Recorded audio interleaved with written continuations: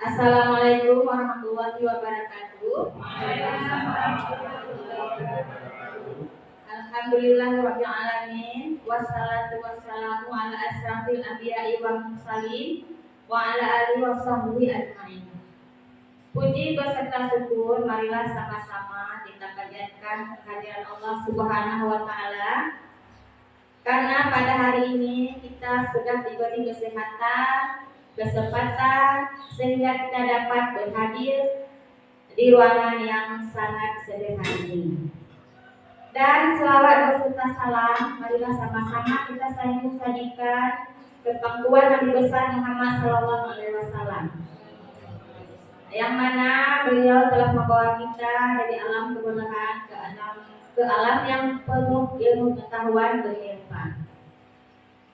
Alhamdulillah pada hari ini kita sudah berhadir di sini, yaitu dalam acara aksi nyata penyebaran penerapan budaya positif di sekolah kepada guru dan siswa.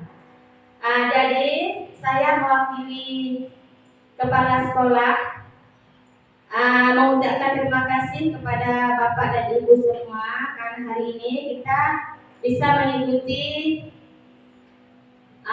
kegiatan untuk mendukung guru di sekolah kita mengikuti guru penggerak, yaitu Ibu Nurlela Hafni. Dengan harapan semoga setelah kita semua mengikuti acara ini bisa mengetahui betapa pentingnya manfaat penyebaran budaya positif di sekolah kepada guru dan siswa. Jadi supaya menyingkatkan waktu, marilah sama-sama kita mendengarkan langsung dari Ibu Nurlela Hafni. Terima kasih dari saya. Assalamualaikum warahmatullahi wabarakatuh.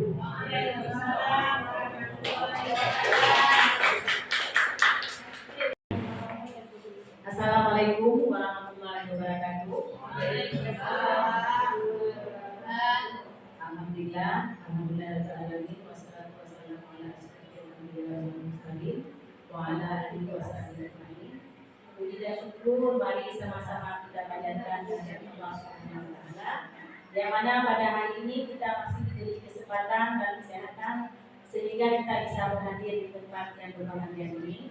Selawat dan salam tak lupa kita sajikan kehadiran Nabi besar Muhammad SAW, yang mana oleh beliau telah membawa kita dari alam kebenaran ke alam yang berilmu pengetahuan seperti sekarang. Yang saya hormati Bapak Kepala Sekolah SD Negeri 6 Kamplin ataupun yang mewakili pada hari ini, beliau berhalangan hadir.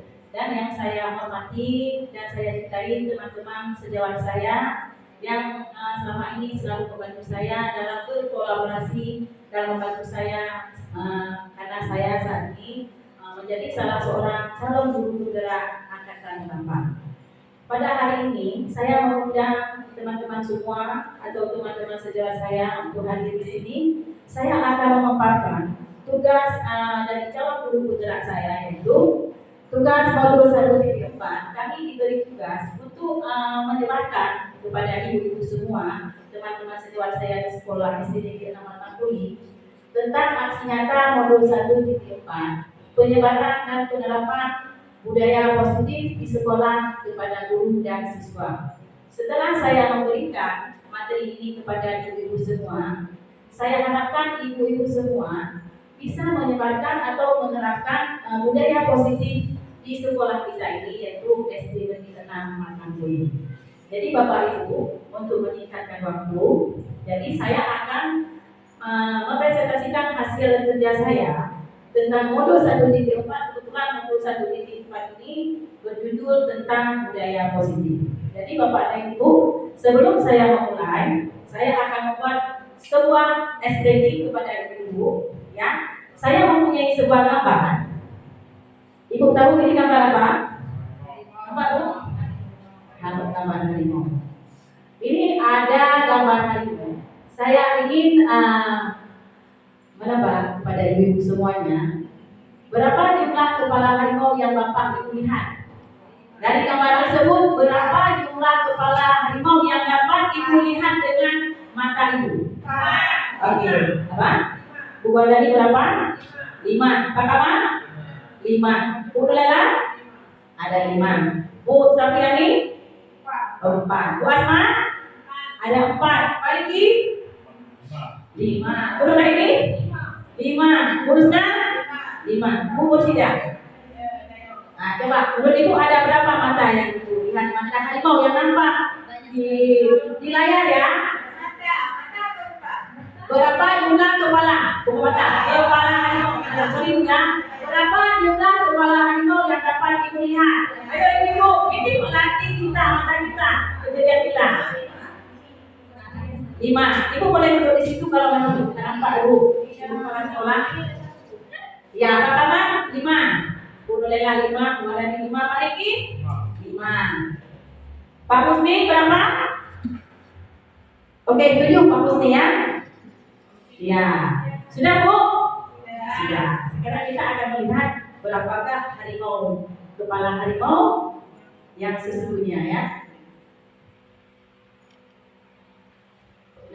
Ya, mari kita buka. Berapakah sebenarnya kepala harimau yang sebenarnya? Ada berapakah? Rupanya ada 1, 2, 3, 4, 5, 6, 7, 8, 9, 10, 11, 12, 13, 14, 15, 16. Ada 16 kepala harimau yang ada di ibu semuanya. Tepuk tangan buat ibu semuanya. Inilah ibu mengasah kita, anak kita, kejadian kita, bagaimana ibu semuanya melihat kecepatan mata kita, ya ibu ya. Oke ibu, iya. Urusnya masih penasaran ya? Gak nampak? Iya. Saya juga seperti itu waktu diberi kemarin saya malah bilang 7, saya bilang rupanya itulah mata kita ya. Di sini ada nampak ini matanya, kepalanya ya ibu ya semuanya ya. Oke, terima kasih ibu semuanya. Ya, langsung kita masuki kepada topik kita hari ini tentang budaya positif. Iya, ibu-ibu semuanya, tadi kita sudah explaining sebentar. Langsung kita masuk ke dalam pokok dari permasalahan kita hari ini, yaitu tentang aksi nyata modul 1.4 tentang penyebaran dan penerapan budaya positif di sekolah kepada guru dan siswa.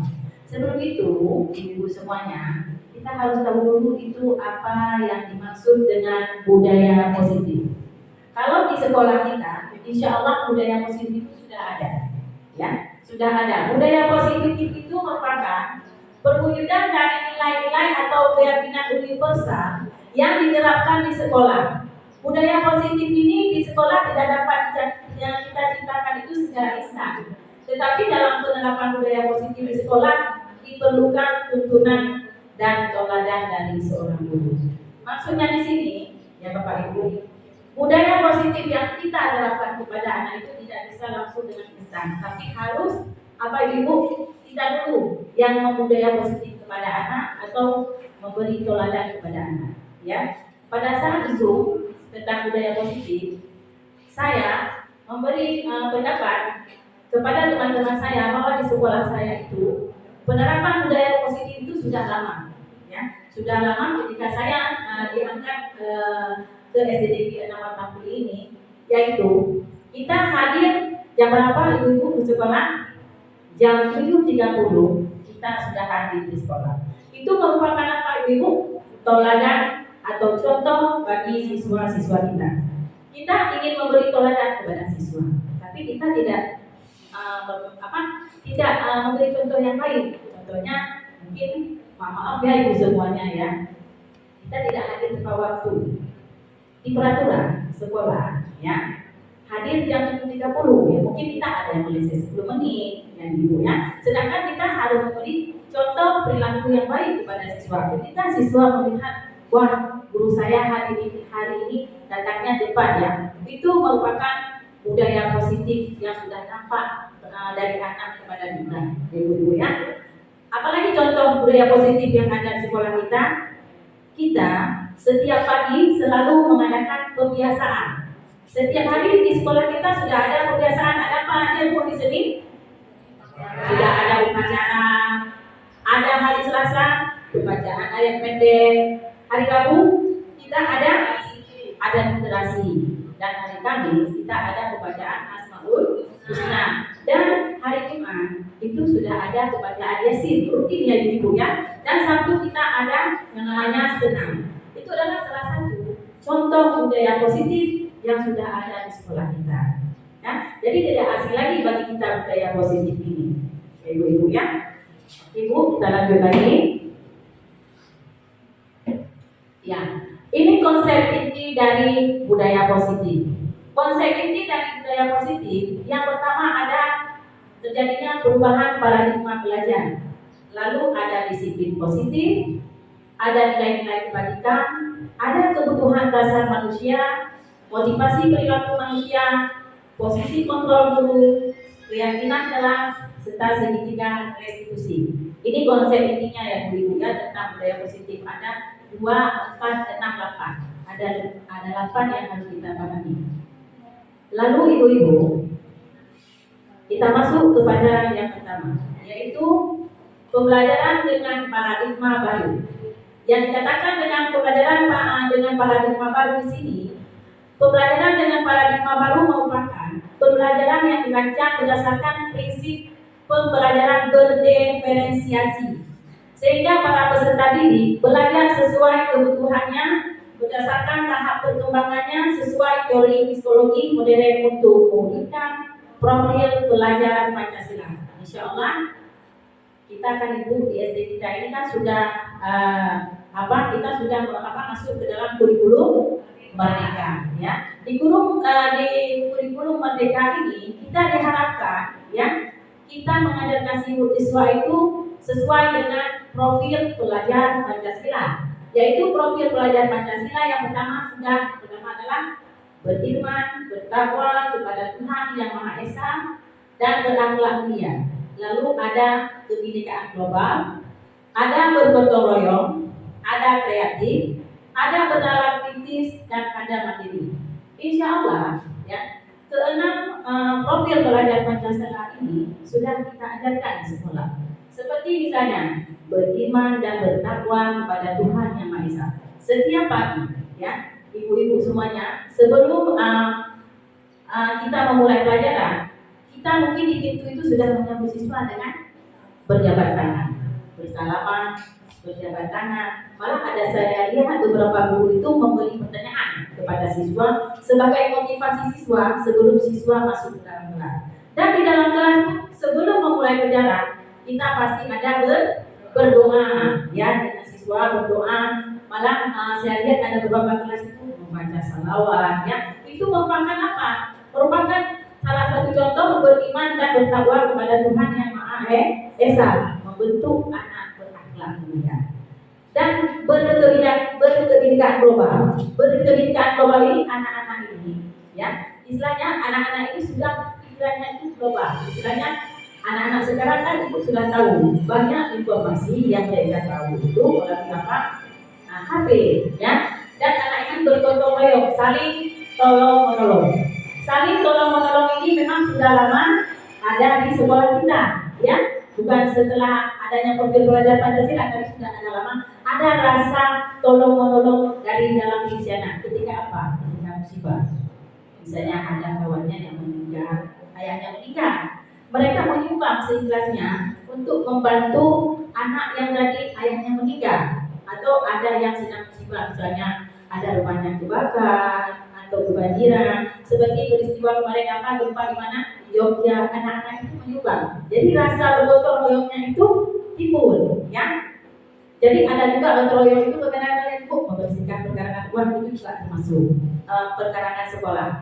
Anak-anak kreatif. Saya lihat banyak di kelas-kelas itu anak-anak kreatif. Membuat keterampilan itu dari berbagai macam alat seperti ini di kelas 2B, ya. Saya lihat banyak keterampilan anak-anak, ya. Saya lihat di kelas 2B ini memang anak-anaknya kreatif, dan di semua kelas saya lihat anak-anaknya kreatif. Bernalar kritis dan mandiri, ya ibu-ibu, ya. Langsung kita lanjutkan. Miskonsepsi tentang teori kontrol. Miskonsepsi tentang teori kontrol ini, bagaimana ilusi guru mengontrol murid. Lalu, bagaimana ilusi bahwa semua penguatan positif efektif dan bermanfaat. Lalu, bagaimana ilusi bahwa kritik dan membuat rasa bersalah mampu menguatkan karakter. Nanti kita akan pelajari bagaimana yang disebut dengan teori kontrol, Bapak dan Ibu. Dan ilusi bahwa orang dewasa berhak memaksa. Di sini kita melihat bagaimana mengubah paradigma stimulus respon ke pendekatan teori kontrol. Ini stimulus respon, ini teori kontrolnya. Ketika stimulus respon mengatakan realitasnya kebutuhan kita sama, lalu teori kontrol ini menjawab realitasnya kebutuhan kita itu berbeda. Berbeda kebutuhan saya dengan kebutuhan saudara, ya. Jadi ketika stimulus kita mengatakan, oh kebutuhan saya sama dengan kebutuhan saudara, tetapi teori kontrol saya mengatakan, ya kebutuhan kita berbeda. Lalu semua orang melihat yang hal yang sama. Orang melihat kita, oh saya sama dengan ibu itu saya. Tetapi teori kontrol kita, setiap orang memiliki gambaran berbeda-beda. Selanjutnya, kita mencoba mengubah orang agar berpandangan sama dengan kita. Stimulus respon mengatakan kita mencoba mengubah orang agar harus sama pendapatnya dengan kita. Kita harus uruskan pendapatnya harus sama dengan saya, dengan gubernur. Lalu teori kontrol kita mengatakan kita berusaha memahami pandangan orang lain tentang dunia. Jadi pandangan kita tidak sama. Pandangan saya, pendapat saya dengan pendapat itu berbeda tentang sebuah hal. Lalu perilaku buruk dilihat sebagai suatu kesalahan, ya. Ketika anak-anak melakukan perilaku buruk, kita melihat itu sebagai sebuah kesalahan.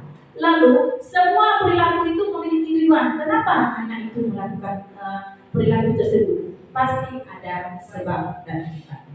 Ada sebabnya kenapa dia bisa begitu. Nanti kita akan pelajarinya dulu, ya. Orang lain bisa mengontrol saya, ya, seperti kepala sekolah bisa mengontrol kita. Tapi apa yang terjadi? Hanya Anda yang bisa mengontrol diri Anda sendiri.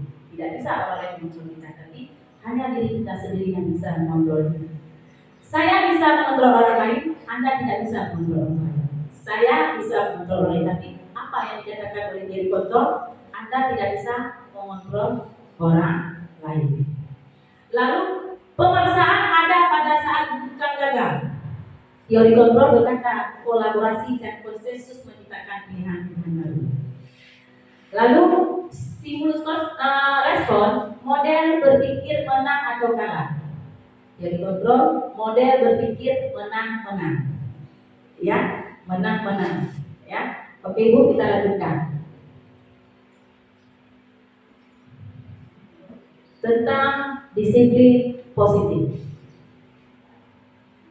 Disiplin berasal dari kata disiplina yang artinya belajar.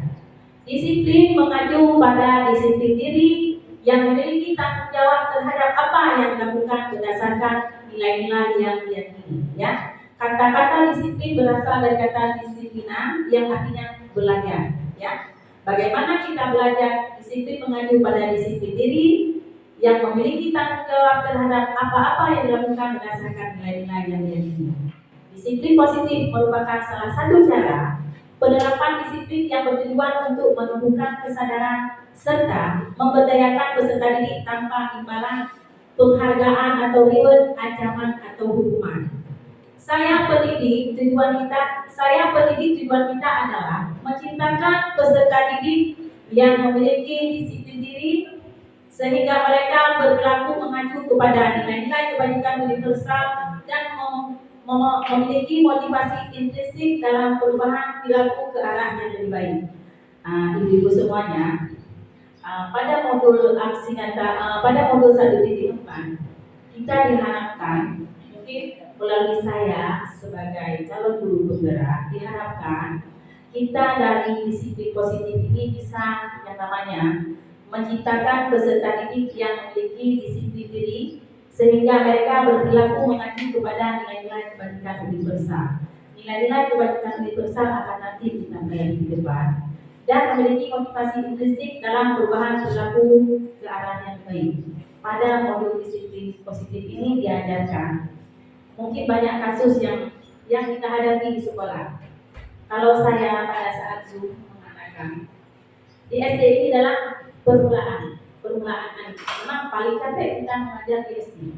Bukan capek istilahnya, yang paling banyak masalah, ya. Paling banyak masalah mungkin di SD lain kasusnya, di SMP lain kasusnya, di SMA lain kasusnya. Dan dari kasus itu lain-lain cara mengatasinya, ya. Kalau di SD mungkin paling banyak kasus kejadiannya mungkin permasalahan dibully, ya ibu ya. Permasalahan dibully, telah datang ke sekolah, anak tidak memakai seragam sekolah dengan sempurna misalnya. Itulah bagaimana cara kita menyelesaikan kasus-kasus tersebut melalui disiplin ini dengan cara kita tidak memberi hukuman kepada anak. Diharapkan pada kita sekarang tidak ada lagi yang namanya memberikan hukuman kepada anak. Jadi bagaimana caranya? Nanti kita akan belajar. Dan insya Allah saya juga memberitahu kepada kawan-kawan saya ketika saya Zoom di sekolah, insya Allah penerapan hukuman tidak ada lagi di sekolah saya. Alhamdulillah, sekolah saya tidak pernah memberikan hukuman seperti yang dipaparkan pada kasus-kasus ketika kita membahas di ruang Zoom, jadi ya. Lalu inilah nilai-nilai kebajikan, nilai-nilai yang disepakati bersama lepas kita dari suku bangsa, agama, bahasa maupun latar belakangnya, ya. Insya Allah di SD kita ini kan anak-anaknya kan pasti ada yang berasal dari suku-suku yang berbeda. Ada yang dari suku Batak, ya, suku Jawa. Walaupun mayoritasnya kita rata-rata anak-anak ini berasal dari suku Aceh, ya Bu ya. Inilah nilai-nilai kebajikan, nilai yang disepakati bersama lepas dari suku bangsa, agama, bahasa maupun latar belakangnya. Contoh nilai kebajikan institusi atau organisasi. Yang pertama, profil pelajar Pancasila, beriman, bertakwa kepada Tuhan Yang Maha Esa dan berakhlak mulia, berkebinekaan global, mandiri, kreatif, bernalar, bisnis. Lalu Ibu Primary Year Program atau PYP ini, bagaimana terjadinya rasa toleransi? Toleransi itu apa Bapak Ibu? Hormati. Bagaimana cara kita menerapkan kepada anak untuk menghormati kepada orang yang berbeda suku dengan kita, ya, atau berbeda agama dengan kita, ya. Rasa hormat, integritas, mandiri, menghargai, antusias, empati, pengetahuan, kreativitas, kerjasama, percaya diri dan komitmen. Lalu keterampilan hidup, life skill, ya, bukan life skill, keahlian, ya. Dapat dipercaya, lurus hati, pendengar yang aktif, tidak merendahkan orang lain, dan memberikan yang terbaik dari diri. Lalu inilah selanjutnya pokok bahasan kita selanjutnya, yaitu tentang kebutuhan dasar manusia. Ini berhubungan juga dengan anak-anak ya ibu-ibu semuanya. Kebutuhan dasar manusia adalah segala sesuatu yang kita lakukan untuk mendapatkan apa yang kita inginkan. Seluruh tindakan yang kita lakukan memiliki tujuan tertentu, dan semua usaha terbaik yang kita lakukan dalam rangka agar kebutuhan dasar kita terpenuhi dengan baik. Di sini maksudnya kita sebagai manusia kita masih pasti memerlukan kebutuhan dasar manusia ini. Kebutuhan dasar itu adalah sesuatu yang kita lakukan seperti sekarang kita mengajar dan kita digaji, ya. Gaji itu kita gunakan untuk apa Bapak Ibu? Untuk memenuhi kebutuhan kita, ya kan, sehari-hari. Jadi kebutuhan dasar manusia adalah sesuatu yang kita lakukan untuk mendapatkan apa yang kita inginkan, ya. Dari hasil kerja ini kita pasti ingin mendapatkan sesuatu. Ada yang ingin beli mobil, kereta, atau ingin membiayai sekolah anak-anaknya. Dari segala sesuatu yang kita lakukan, ya. Ada 5 kebutuhan dasar. Yang pertama, kita bertahan hidup, ya. Bertahan hidup ini seperti apa? Makanan, pakaian, tempat tinggal, keamanan, dan kesehatan, ya. Selanjutnya, kasih sayang dan rasa diterima. Rasa diterima dipedulikan, berbagi, kerjasama, menjadi bagian dari kelompok, penguasaan. Lalu yang ketiga ada penguasaan, harga diri, keinginan untuk dianggap, memimpin, berprestasi, diakui dan didengar. Ini kebutuhan dasar yang ketiga. Lalu kebutuhan dasar kita yang keempat yaitu tentang kebebasan. Bagaimana kebebasan itu? Yaitu kita bisa mandiri, bisa memiliki pilihan, ya. Kita bisa memiliki pilihan, apalagi sebentar lagi mau pemilu, ibu punya pilihan masing-masing pasti siapa calonnya. Lalu mencoba hal baru, mampu mengendalikan arah dirinya. Ibu mampu mengendalikan arah diri ibu sendiri, mau dibawa kemana saya ini, ya. Lalu ada kesenangan, bermain, humor, antusiasme dan tertawa. Ya, inilah 5 kebutuhan dasar manusia, ya. Bertahan hidup, kasih sayang dan rasa diterima, penguasaan, kebebasan dan kesenangan. Lalu ada motivasi perilaku untuk menghindari ketidaknyamanan atau hukuman, ya. Ini motivasi intuisinya tanda panahnya di samping kanan, di samping kiri, ya. Untuk mendapatkan imbalan, untuk menghindari ketidaknyamanan atau hukuman, nanti kesininya untuk mendapatkan imbalan atau penghargaan dari orang lain. Untuk menjadi orang yang mereka inginkan dan hargai diri sendiri dengan nilai-nilai yang mereka percaya. Selanjutnya ini 3 hal yang harus Ibu pahami.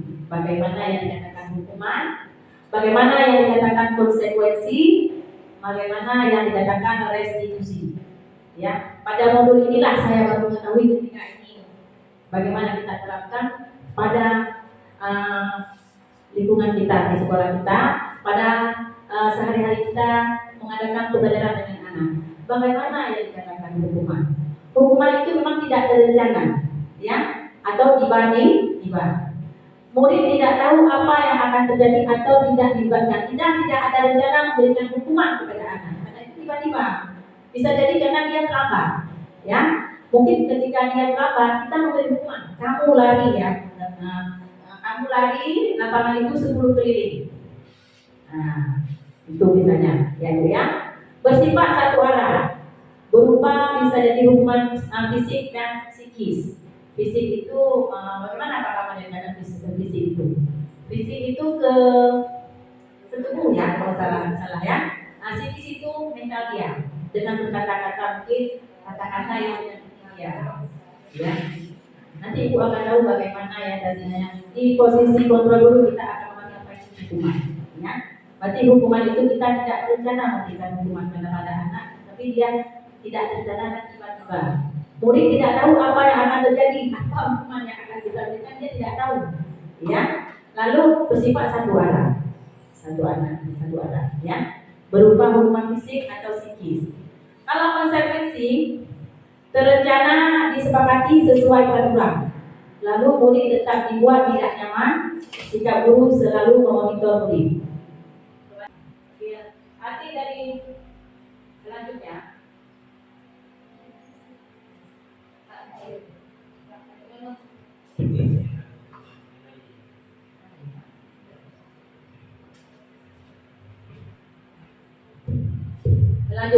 konsekuensi.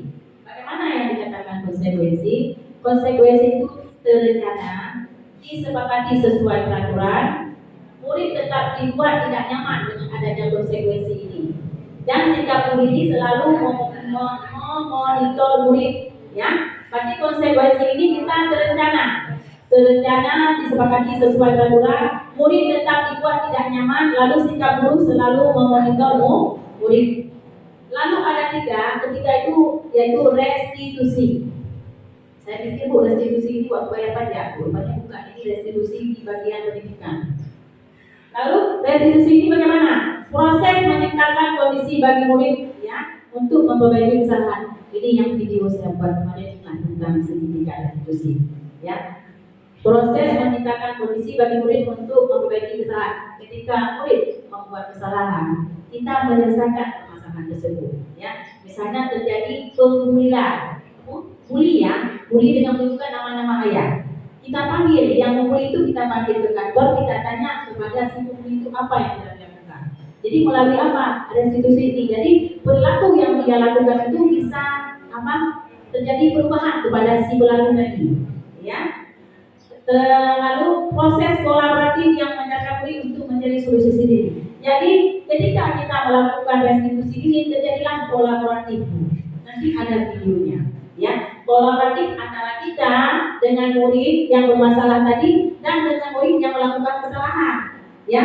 Itulah artinya kolaboratif. Seperti saya hari ini melakukan kolaborasi dengan ibu-ibu semuanya, ya. Lanjut Ibu. 5 posisi kontrol guru. Inilah 5 posisi kita. Di manakah kita berada sekarang? Ya, 5 posisi kontrol guru. Sebagai penghubungkah kita, atau kita sebagai pembuat merasa bersalah, atau kita sebagai teman, atau kita sebagai pemantau, atau kita sebagai manajer, ya. Contoh penerapan 5 posisi kontrol guru. Yang pertama, guru sebagai penghukum.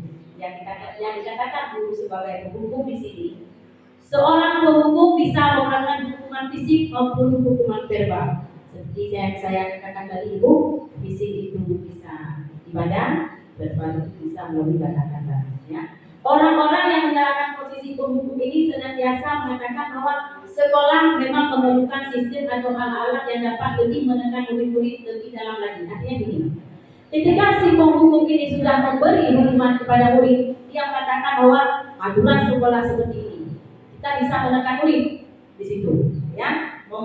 Sekolah mempunyai sistem atau alat-alat yang dapat lebih menekan murid lebih dalam lagi, ya. Guru-guru yang menerapkan posisi penghukum akan berkata, patuhi aturan saya atau awas, ya. Ini kata-kata guru yang menggunakan posisi penghukum, ya. Lalu ada katanya lagi, kamu selalu saja salah, ya, tapi salah, ya, itu kata-katanya, ya. Lalu ada kata lagi, selalu, pasti selalu, yang terakhir sesat. Nah, pastikan, tapi kan, ya. Ciri khas penghukum itu adalah nada suaranya tinggi, ya. Patuhi aturan saya atau awas, ya. Kamu selalu saja yang salah, pasti nada intonasinya tinggi dengan nada suara tinggi. Bahasa bukunya mata melotot bagaimana Ibu? Kamu selalu salah, ya. Jadi matanya melotot. Nah, jadi anak-anak takut kepada kita, ya. Dan darinya menuju hadir, lah sampai salah, tapi tidak. Barokah menyokap gitu kan. Lalu seperti itu. Itu ciri-ciri kontrol guru sebagai guru. Tapi di sini contoh kita lihat. Di SD kita tidak ada yang saya lihat sebagai guru. Semua, ya. Lalu posisi kontrol kedua yaitu rasa bersalah. Bagaimana dia dikatakan dengan pembuat merasa bersalah? Pada posisi ini, biasanya guru atau orang tua akan bersuara lebih lembut. Ya. Pembuat rasa bersalah akan menggunakan keheningan yang membuat orang lain merasa tidak nyaman, bersalah dan rendah. Ya. Dan di sini rendah tinggi sebenarnya. Ya, rendah tinggi ya. Nanti kita berbagi.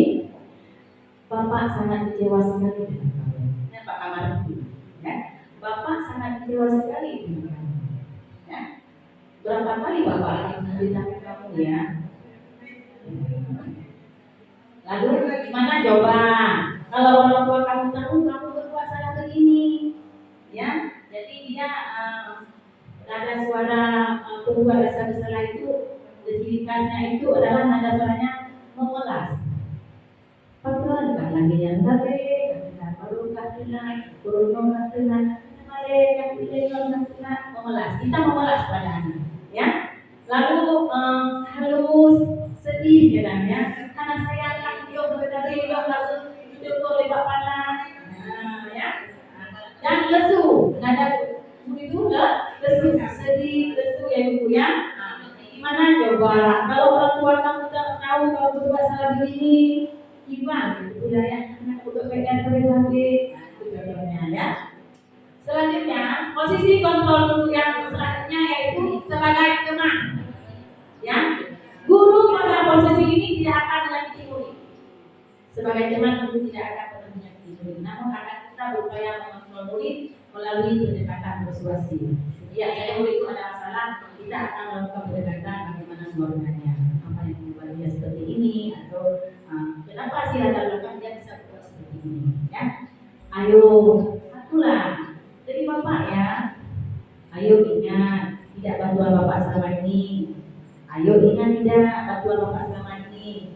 Ya sudah, hari ini tidak apa-apa, nanti bapak bantu sekarang. Ini contoh kata-kata yang digunakan sebagai teman, ya. Sebagai pemantau. Di sini sebagai pemantau. Pemantau berarti mengawasi. Pada saat kita mengawasi, kita bertanggung jawab atas perilaku orang-orang yang kita awasi. Posisi pemantau berdasarkan pada peraturan-peraturan dan konsekuensi. Ya, posisi pemantau ini dia menggunakan konsekuensi yang kita belajar di belakang tadi. Ada hukuman, konsekuensi dan restitusi. Ya, posisi pemantau berdasarkan pada peraturan-peraturan dan konsekuensi. Contoh pertanyaan yang diajukan oleh seorang pemantau. Peraturannya apa? Apa yang telah kamu lakukan? Sanksi atau konsekuensi apa? Ini sebagai pemantau. Contoh sebagai manajer. Tapi diharapkan kita semua berada pada posisi manajer.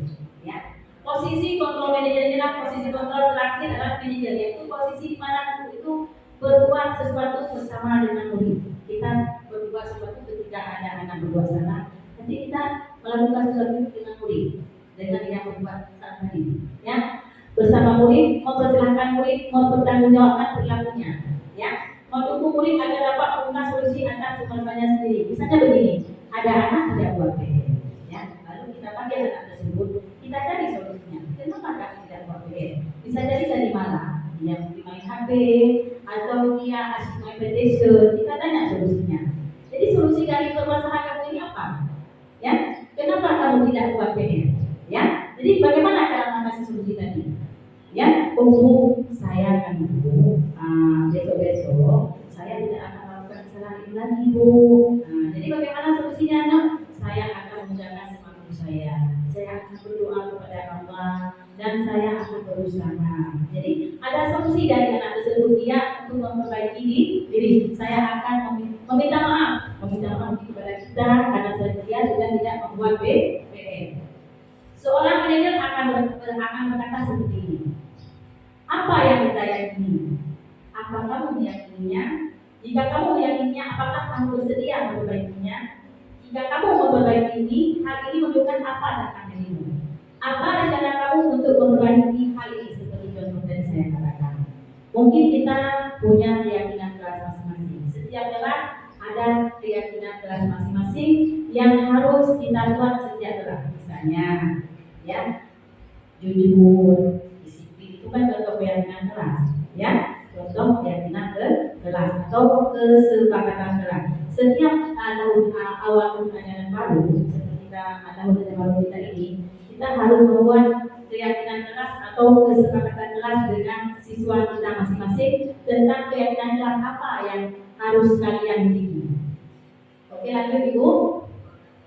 Ini ya keyakinan kelas. Melibatkan siswa. Memang keyakinan kelas itu harus melibatkan siswa karena mereka yang akan melakukannya, bukan kita. Ketika mereka melanggar keyakinan kelas itu, coba keyakinan kelas apa yang sudah kamu langgar? Oh, saya tidak jujur Bu. Kenapa tidak jujur? Saya menyontek tadi. Menyontek itu kan sudah melanggar dari keyakinan kelas. Mengapa keyakinan kelas? Mengapa bukan peraturan kelas? Ya, kenapa kita sekarang menggunakan keyakinan kelas? Ini saya tidak memakai peraturan kelas. Seakan-akan peraturan kelas itu memberatkan siswa. Jadi digunakan adalah keyakinan kelas atau kesepakatan kelas. Ya. Lanjut lagi. Iya, dulu tidak belajar sekarang setelah digunakan keyakinan kelas. Ya. Pembentukan keyakinan kelas bersifat abstrak. Ya. Berupa pernyataan universal dibuat dalam pernyataan positif. Kata-katanya itu semua dibuat dalam pernyataan positif, ya, jujur, disiplin, mandiri, ya, menghormati teman, bersikap sopan santun kepada teman, ya, sesuai dengan kondisi kelas. Ibu kondisikan, misalnya Ibu Husna kan kelas 1, jadi Ibu Husna harus kondisikan dengan anak kelas 1. Bagaimana anak kelas 1 itu? Pasti anak kelas 1 itu aktif. Ya kan? Dan di kelas itu anak-anak polanya berbeda-beda. Ada yang kinestetik, asik bangun aja. Nah yang memantau, ya kan? Ada yang anak yang dulu, ya. Ada anak kinestetik, ada anak yang dulu aja. Beda-beda pola-polanya, ya. Semua warga sekolah atau warga kelas dilibatkan saat membuat keyakinan. Ketika ibu semua membuat keyakinan kelas, ibu libatkan semuanya warga-warga kelas yang ada di kelasnya. Ya, ini biasanya kita buat pada tahun ajaran baru, ya. Lanjut lagi. Inilah yang terakhir, segitiga restitusi. Segitiga restitusi ini adalah suatu proses dialog yang dijalankan guru agar dapat menghasilkan murid yang mandiri dan bertanggung jawab. Inilah segitiga restitusi yang saya lakukan kemarin ketika saya ada anak yang bermasalah, saya menyelesaikan kasus anak tersebut. Sebentar lagi ibu akan menonton video segitiga restitusi ini. Suatu proses dialog. Kita melakukan dialog dengan anak. Ya, ibu bisa melakukannya di ruang kelas pada saat nanti anak-anak sedang tidak ada, ketika si anak tersebut membuat suatu kesalahan, ya, atau bisa digunakan di kantor, ya, yang leluasa bagi ibu untuk berdialog dengan siswa dari hati ke hati menyelesaikan masalah tersebut. Suatu proses dialog yang dijalankan oleh guru agar dapat menghasilkan murid yang mandiri dan bertanggung jawab. Segitiga restitusi itu ada 3. Yang pertama, kita seorang guru menstabilkan identitas. Apa masalahnya? Ya, apa masalahnya? Kita tanya kepada anak. Ya. Lalu yang kedua, fasilitasi tindakan yang salah. Ya, tindakan kamu itu menurut kamu itu menyertai itu baik atau tidak? Ya, yang itu validasi tindakan yang salah. Lalu kita menanyakan keyakinan kelas apa yang sudah kamu lakukan dari kesalahan tadi. Ya. Lalu menstabilkan identitas. Berdasarkan prinsip membuat kesalahan adalah bagian dari proses pengajaran. Ya, jadi kita seperti ini. Ketika anak-anak melakukan kesalahan, mungkin ada kata-kata dari kita mengatakan seperti ini. Dulu ibu waktu SD juga pernah berbuat kesalahan seperti itu. Tetapi di sini anak ibu tidak mencari siapa yang salah, tetapi kita mencari solusi atas permasalahan yang telah kalian lakukan. Saya seperti itu kata-kata yang kita gunakan. Berbuat salah itu wajar, ya.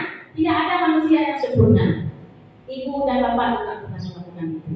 Itu kata-kata yang akan kita gunakan untuk siswa kita. Ketika kita menggunakan penyelesaian kasus, menggunakan segitiga restitusi. Ibu atau bapak tidak mau mencari siapa yang salah, tapi ibu atau bapak mencari solusi dan permasalahan ini. Kamu berhak merasa begitu, ya. Lalu validasi tindakan yang salah. Berdasarkan prinsip setiap perilaku berupaya memenuhi suatu kebutuhan tertentu. Berarti siswa itu kenapa melakukan hal tersebut? tersebut. Pasti ada kebutuhannya. Kamu pasti punya alasan mengapa melakukan hal itu. Padahal kamu bisa melakukannya yang lebih buruk dari ini ya. Kamu patut bangga karena telah melindungi sesuatu yang penting bagimu. Misalnya seperti kejadian kasus kemarin, si Ikrimah mendorong si Khalid, mungkin ada alasannya. Karena si Khalid meminta Ikrimah itu dengan nama orang tua. Dia melindungi nama orang tuanya yang menjadi bahan ejekan temannya. Ya, kamu melakukannya karena mempertahankan sesuatu yang penting bagimu mungkin. Ya, kenapa dia melakukan hal tersebut? Ya, menanyakan keyakinan berdasarkan prinsip teori kontrol bahwa pada dasarnya kita termotivasi secara intrinsik. Apa keyakinan keras kita? Ketika anak sudah melanggar sebuah keyakinan keras, kita akan menanyakan apa keyakinan keras yang sudah kamu langgar? Nilai-nilai apa yang telah kita sepakati bersama waktu kita membuat keyakinan keras?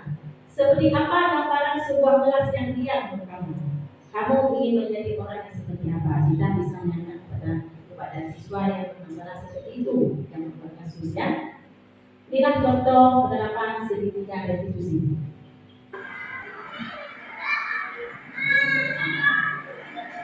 Ibu, inilah contoh penerapan segitiga restitusi. Saya beri kasus ya.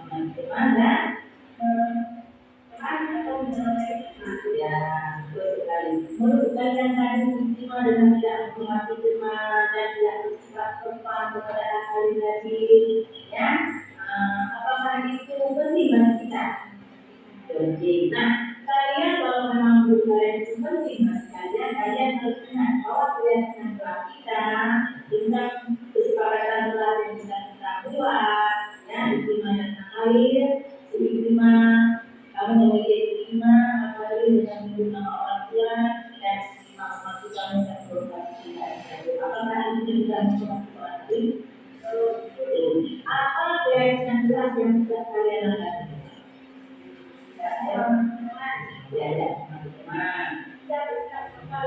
Iya. Kalau menurut kamu bagaimana? Kamu benar? Benar. Dulu tahu sebenarnya ada kegiatan lain yang mungkin bisa kalian lakukan. Ya, kalian ini misalnya bermain dengan kalian bermain silahkan. Ya, ya. Nah, sekarang apa yang akan kalian lakukan untuk menyelesaikan permasalahan kalian pada hari ini? Ayo, kamu bagaimana? Saya akan minta maaf kepada kalian karena saya telah melakukan hal dan mengingat sekali. Gimana ya kalau kita jadi sudah kalian dan sudah mengetahui kembali tadi. Akhir bukti bagaimana? Apa tindakan kalian yang akan dilakukan? Saya akan berjamaah saya senang karena kita melihat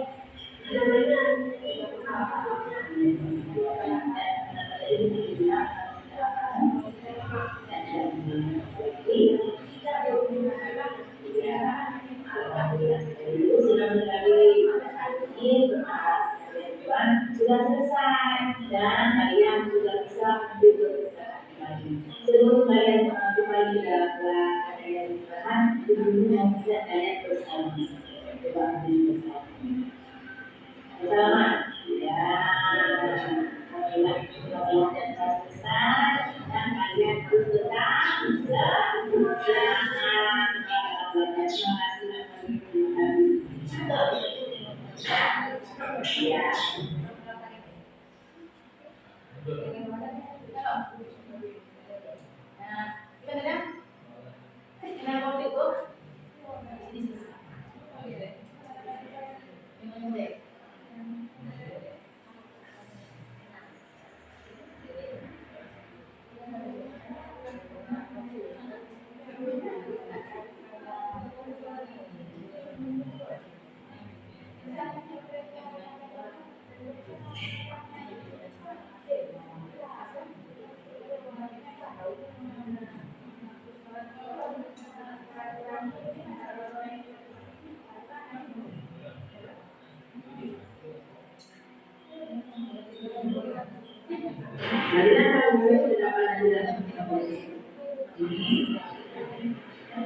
Tadi bagaimana pada saat yang ya dengan gelar mereka di bawah persidangan kita ya.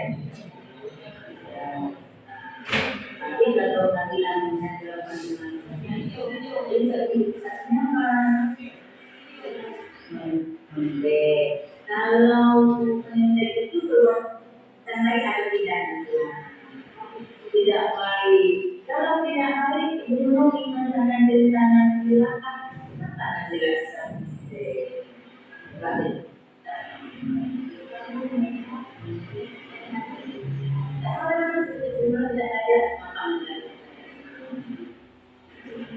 Tapi memang tidak sehingga sila dia ada jangannya kemudian mendapat sila jawaban ya. Nah, sih ya. Sekarang ya di sini tidak ada siapa yang salah ya. Mungkin kita lupa sudah nanti tidak pernah berdua salah tidak jadi di sini kita ada institusi untuk masalah nanti kita ada bisa membuat sesuatu yang dilakukan. Apa ya dengan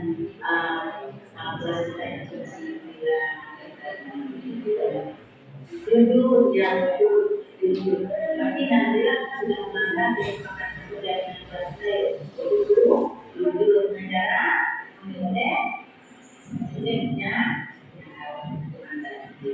jadi sudah kita apa cara nantilah atau solusi nantilah untuk memperbaiki saja dengan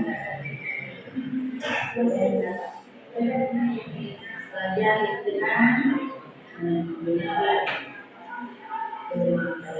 apalagi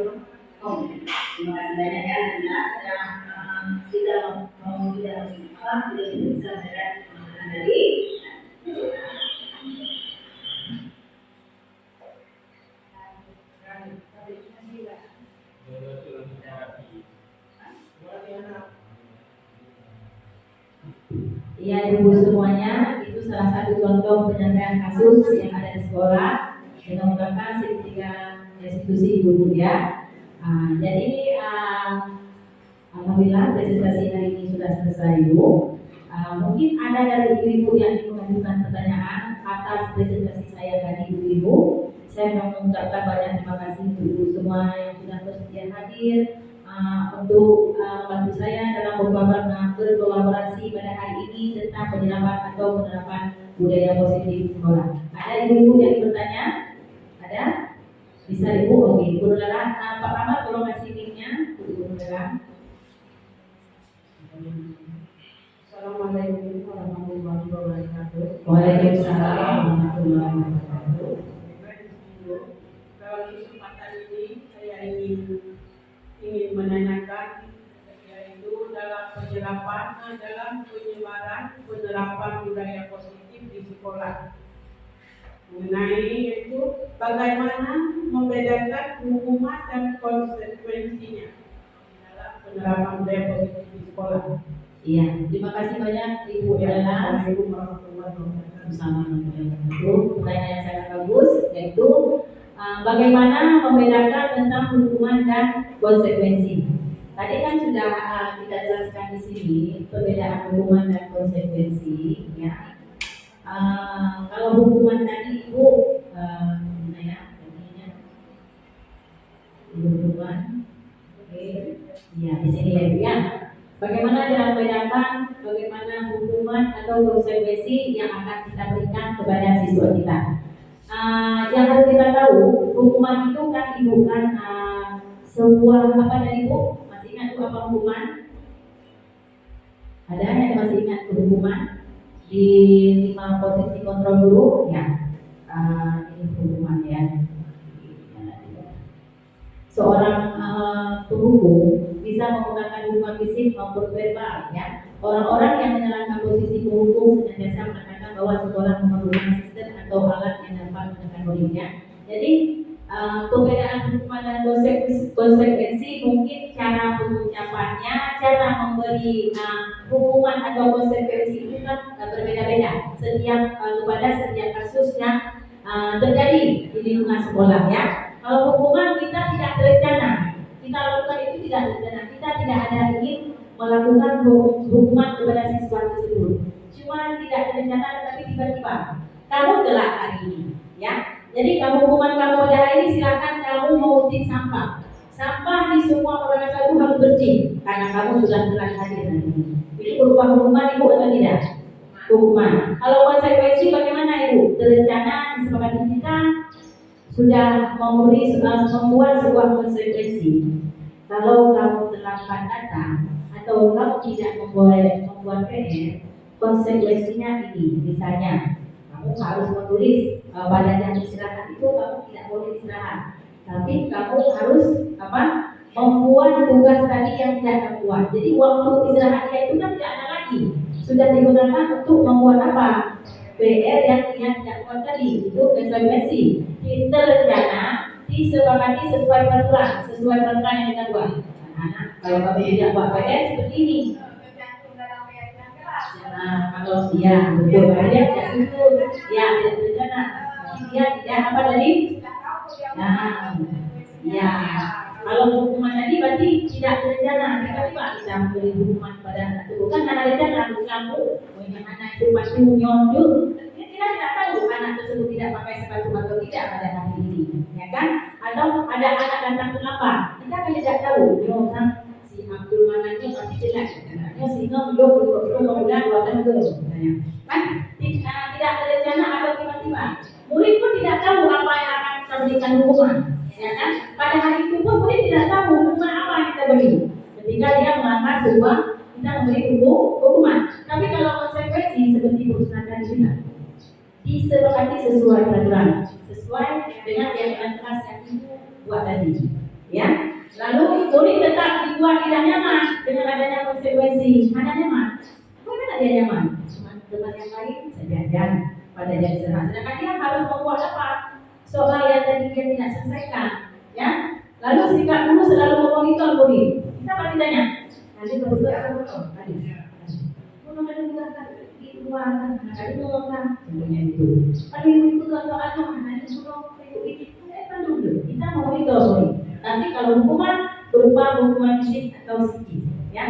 Dan itu pada umum tadi, siswa yang kita beri hukuman itu dia bisa jadi akan timbul rasa apa yang anak Roma ya. Malah ada di SD itu bukan SD ya. Ada kita anak-anak yang istilah bahasanya apa? Ibu mencoba mengundang. Mungkin ada kata-kata guru yang menyakiti hati dia pada saat kita memberi hukuman. Kita tidak ingin itu kan Berarti Bu, di dalam penerapan budaya positif di sekolah sekarang identik dengan konsekuensi. Iya. Malah ya diharapkan kita menggunakan yang tadi saya katakan sertifikat restitusi. Menggunakan restitusi ini menciptakan kondisi bagi guru untuk memperbaiki kesalahan. Istilahnya ada ini, ketika anak berbuat salah itu ada solusinya. Ya diharapkan ibu kan. Tapi ada juga ketika saya kemarin di analisis itu hubungan dengan konsekuensi. Restitusi anak jadi istilahnya berdasarkan saya menggunakan sertifikat restitusi. Jadi diharapkan kita ini melalui saya, mungkin ibu saya guru bergerak, diharapkan kita bisa menegakkan sebuah restitusi bagi anak dari keyakinan kelas yang kita buat. Karena kejadiannya pasti di dalam kelas, ya kan? Bully, tidak buat PR, ya kan? Setelah itu datang terlambat, ya kan? Ya. Ya.